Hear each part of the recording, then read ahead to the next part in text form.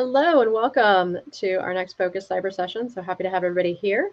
So happy to introduce Larissa and your cybersecurity pivot, how to transition with confidence. So excited for this. And Larissa, we turn it over to you. Hello, and very happy to be here. I was thinking to just go about the pivot, just like we would think about creating a new recipe from what we have in the fridge. Most of the times, people think that they need to learn a bunch of skills and take 6 months off, a year off, just to learn a lot of new things in order to transition with confidence and be able to pivot and get the actual job. But the truth is, most of the people have already a lot of skills that are needed for at least some basic cybersecurity jobs that can be easily obtained and then build from there once you are already into the field. Why this is very important is it's very hard to know from the outside what should you actually learn when you're there. So again, a lot of skills sometimes are required just to make it fun, to make it work. And we will start with my transition. For example, I have a law degree, I have a master's in law, I worked as a technical writer for a very long time. And after that, I transitioned into tech, into IT. But there, I wasn't a coder. I was mostly on support and making sure everybody has what they need. So basically a support PM type of role, where I also learned, because I had a law degree, how to do privacy. So in each job that I went, I built on my skills, and this landed in the end into the cybersecurity role that I now have. Everything was built step by step, and it was never a focus on how to get there, but mostly how to work with what I have to make the next step. We had this really fun idea together, me and Francesca, we talked about it, and I mentioned why not make it something that is relatable to everybody, and we all love food. I mean, I love food a lot, and why not do it like this? The first thing to look at is, for example, in the European Union, there is a list of positions that the European Union recommends. It's not mandatory, but because they name the names, it's very easy to start from there and to build up a career that you want. In the United States, there is the NICE framework. Don't worry, guys, everything is linked in the end in the last slide, and you can click on it and look into it on your own time. The idea is that once you look at these positions, at least you can get an idea on what does it mean to work in cybersecurity. What are the positions? How should I prepare? Which position is something that I should build towards? And how should I create and structure my cybersecurity career from what I have? And these are all the skills that are required in order to learn everything and to know everything about cybersecurity. Because it's over 40 of them, it's obvious that nobody really does this, and nobody really knows everything there is to know about cybersecurity. So that is a myth. But when we look closer to those skills, we see that a lot of them group together in clusters. And after we group them, we can see that it's only 12 of them. Of course, these are the clusters, so not the skills themselves. It's not everything you can know about anything. And then we transformed all the skills into ingredients. So let the fun part begin.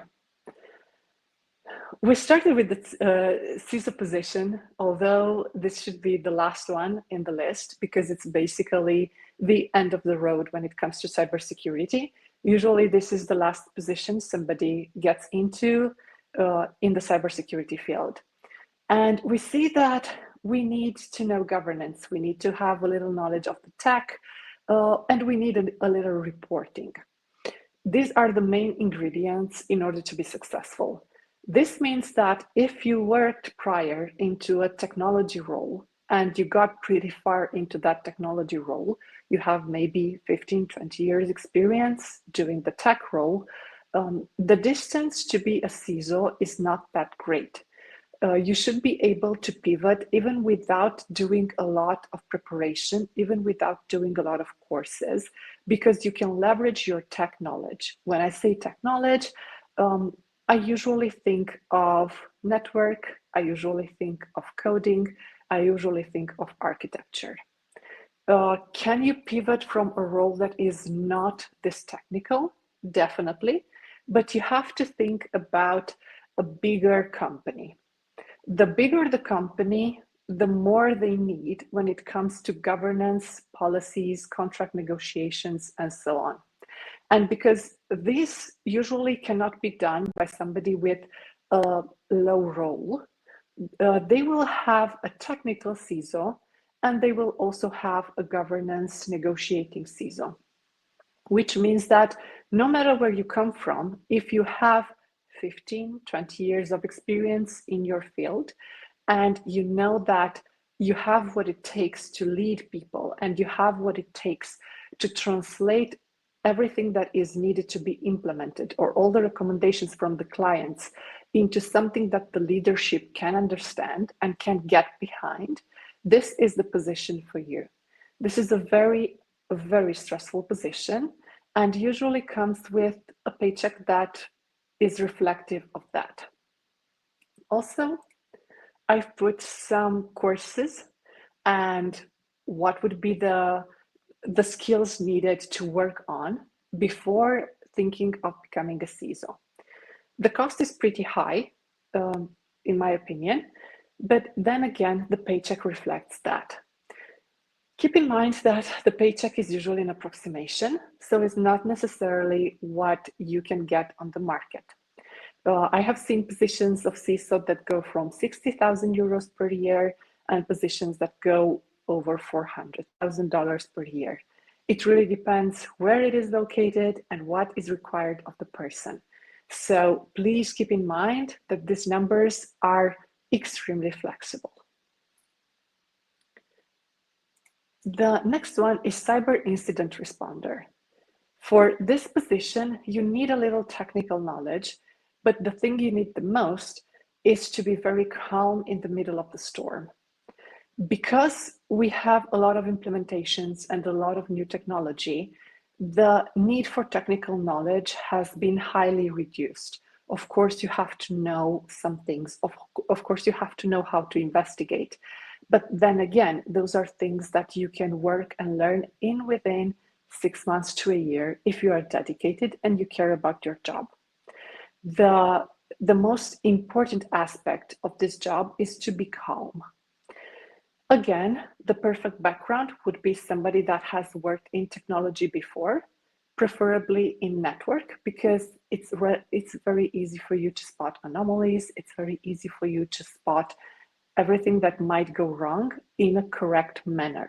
It's very easy for you to work with the softwares, and it's very easy for you to recognize that a true emergency is on your hands. But this is not something that is inaccessible to people from other backgrounds. Again, this is a position that requires a little learning and a little polishing when it comes to working with specific pieces of software. Everybody has a different tech stack. Everybody works with different types of software. There are the big sellers and the big dealers. And please keep in mind that all the courses that are recommended there are for the 3 to 5 years in the incident responder role, not for the beginners. For the beginners, you can be very successful only with maybe a security plus. That might be enough, and knowing the technology stack you are working with. Then we have the compliance manager.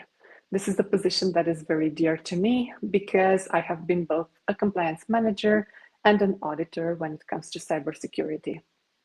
The compliance manager job is less about technical requirements and more about making sure everything that we write in the policy can be actually implemented and verified as being done.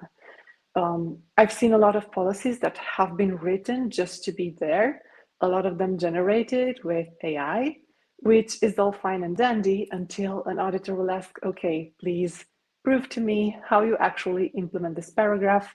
And also, please prove to me how are you checking for quality when it comes to this specific paragraph or this specific piece of information.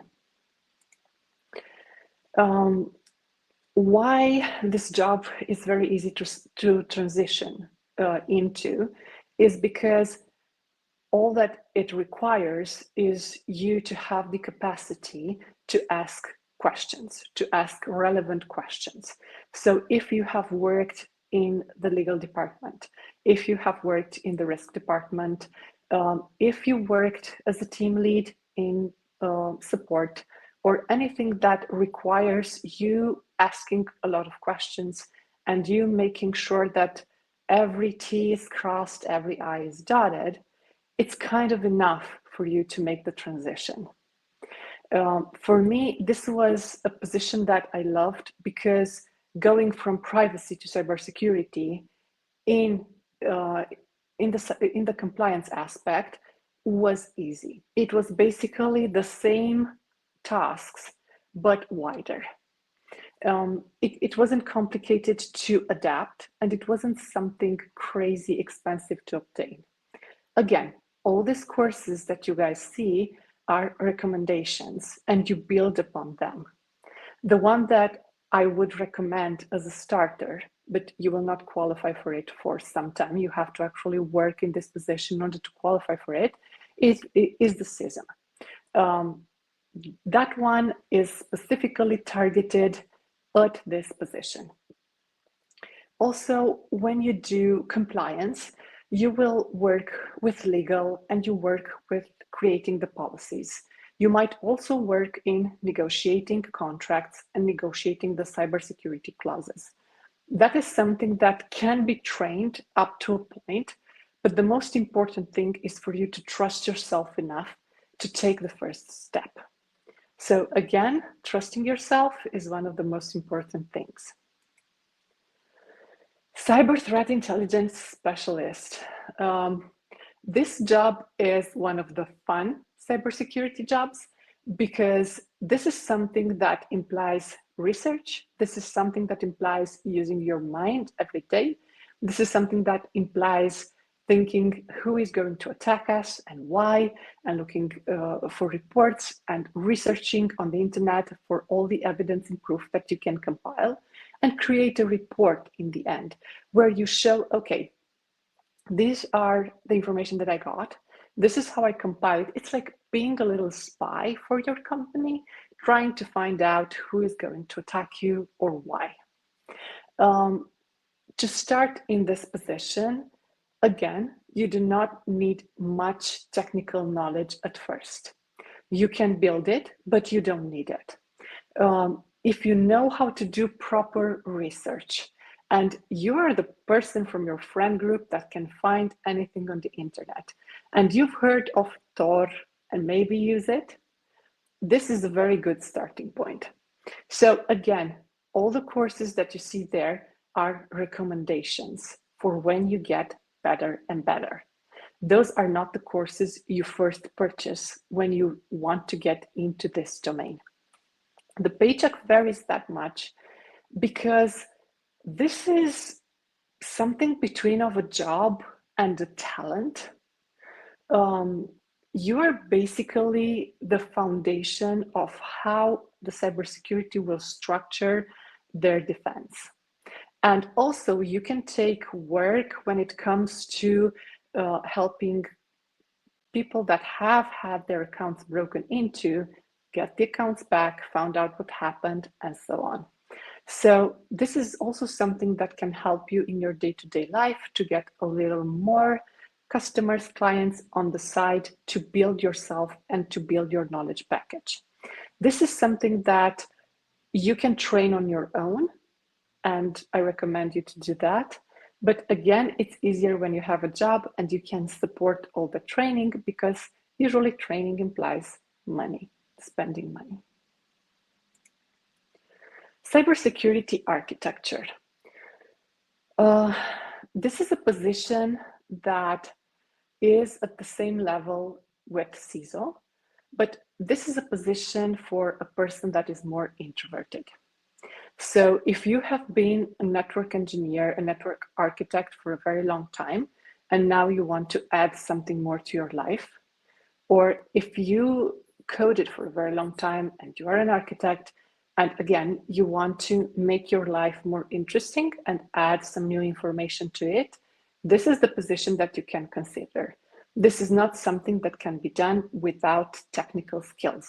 So whenever you hear that, please, no. Why? Because you actually have to look over diagrams. You have to understand how the network works or how the software works, validate if everything is correct, or ask for remediation. But you have to know what you ask for. So it's not something that easy, and it's not something that you can learn in 2 or 3 months. This is a very specialized position. It's usually a position for an introverted person. Please also beware, if you're introverted, that this is a position that requires a lot of meetings. So if you're not into meetings, maybe this is not the position for you. Also, this is a position that you will need to be very firm on your word and be able to negotiate when things get tough. So if those types of interactions are not for you, it's fine, but this is also not the best job for you. For this position, in my opinion, all the courses that you see are highly optional. All you need to be successful when it comes to this is a lot of practical experience, a lot of work, and a lot of technical knowledge that you can only gain in years and years and years of actually working. Again, take the paycheck with a grain of salt, because usually the paycheck is a lot higher than what you see there. It has to reflect the abundance of knowledge needed to be in such a position. Cybersecurity auditor, this is one of my favorites. I enjoy audit a lot. I used to work as an auditor, and now that I'm on the other side, frankly, I enjoy it just as much. For me, it's presenting the scorecard after all the work that you did, also being able to talk with everybody and getting to take the round through all the departments, have a talk with everybody, see their projects, see the progress, see how they did. So for me, audit is as beautiful as Christmas. It's not for everybody. Some people are not very fond of it because sometimes it implies needing to be a little harsh on your colleagues. This is one of the positions that you can do even if you don't have a lot of technical knowledge, because usually you're not alone. So although I was the person requesting the evidence, I was not the person evaluating the evidence for the technical controls, for the purely technical controls. I usually liaised with an architect. Nobody is perfect. Nobody can know everything in this world. And expecting an auditor to know the regulations, the frameworks, network, code, everything better than anybody in that company is not something that is normal or expected. So don't get scared if you think that, oh my God, I should know everything. No, you don't. This is a position that you can successfully do even if you don't have a lot of technical knowledge, as I mentioned before. I transitioned to this position while being not a great coder by any means. I had some knowledge about network, but again, I only worked in startups, so it was nothing crazy when it comes to knowledge about networks and how they work. My knowledge came from knowing the legal grounds of cybersecurity and the legal aspects, and having a very easy time learning the framework aspects. So this is how I approached this. And I think you can approach it the same way and be very successful, even if the technical part is not your forte. If you are extremely technical, you will also have a very easy in, because all you need to learn is how it links to the legal side and how it links to the framework side. which again, you can either ask a colleague or you can slowly ease your way into it. And in 3 to 5 years, you can be amazing at this. Cybersecurity educator. This is the awareness part. You will see that everybody wants to have an awareness person that can take care of this aspect. Awareness usually is done on a very superficial level in a lot of companies, and that leads to a lot of breaches. So don't be fooled, although it looks like a very easy position and a position that should be easy to get into even with low technical knowledge, when it comes to its true, real importance, it's one of the most important and overlooked spaces in cybersecurity. For this position, you don't require any sort of technical knowledge. You don't require much legal knowledge or much framework knowledge. It is a simple list. It can be printed by a colleague for you. You can learn it in a week.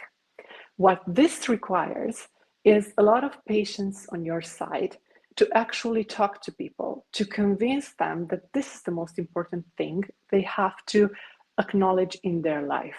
And that cybersecurity is not something that you do only for the company, it is something that you also apply in your day-to-day. For this position, there are some core skills. The most important one is the art of negotiation, in my opinion.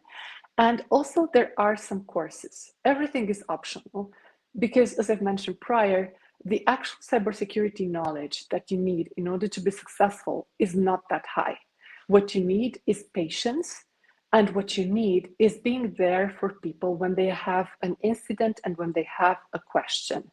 For example, one thing that I've implemented is even answering to personal cybersecurity questions and preparing materials for their personal lives so that what they learn at home and what they implement at home will translate flawlessly in what we do at our day-to-day. Again, everything here is highly optional. Cybersecurity risk manager. You will see that a lot of jokes in cybersecurity come from the risk register. The risk register is actually a collection of flaws, of the company's flaws, and how we plan to deal with them. Again, this is not a position that requires a lot of technical knowledge. It's amazing if you have it, but if you don't, all you actually need to be successful is the will to learn about everything that's happening in your company and having the patience to talk and be there during audits and during everything that inquires about risk. For example, you can successfully do it even if you translate from being a flight attendant because you already know how risk works. This is why I tell people to buckle up. So this is one of those positions that mostly require patience and care when it comes to your knowledge. You can develop everything you need in about 6 months, and also you can build upon that knowledge with the courses recommended. Again, the courses are not the first thing you buy when you want to translate into this position. The courses are something that you do later after you have worked for at least 1 or 2 years and see if you like it or not. The digital forensic investigator is, again, one of the fun courses. For this one, unfortunately, you need a lot of technical knowledge. This is one of the jobs that are ideal for introverted people. And this is one of the jobs that are ideal for people that love to spend their Saturday evenings looking into the internet for the latest breach or the latest issues that have appeared. Usually people that work this type of job do not have qualifications or certifications because they have qualified on the job. It's something that you build. Again, this is something between tech and art. And it's something that you slowly build during time. It's not a job that you can just jump into without having any type of help. This is usually a job that you do with another investigator or with somebody that is already into this domain. And the last one, penetration tester, everybody's favorite and what everybody wants to be when they join the cybersecurity team. This is the most fun because you are trying to defeat your colleagues in a game of, is this secure? Is this really secure? Are you sure is this secure? What you need again is a lot of patience and a little legal knowledge to make sure you don't create more issues when you start the penetration testing process. Again, although this is a technical domain in itself, you don't need much to start. So if you want to start doing this, hack the box, just learn it from the internet. In 3 months, you should be able to be highly fluent, not necessarily proficient, but fluent into it. And you should be able to understand more courses and to actually start learning. This is a job that takes about a year to qualify for, and it's something that you will enjoy for life. Thank you so much. Here we have the list of documents that I referenced. You just click on them, and here they are. If there are any questions. Thank you so much, Larisa. Unfortunately, we don't have time for questions this time, but we're going to share all the resources in the document that we're creating. So thank you so much for being part of this. And then please click into the next session. Thank you so much, Larisa. Thank you. Bye-bye. Bye.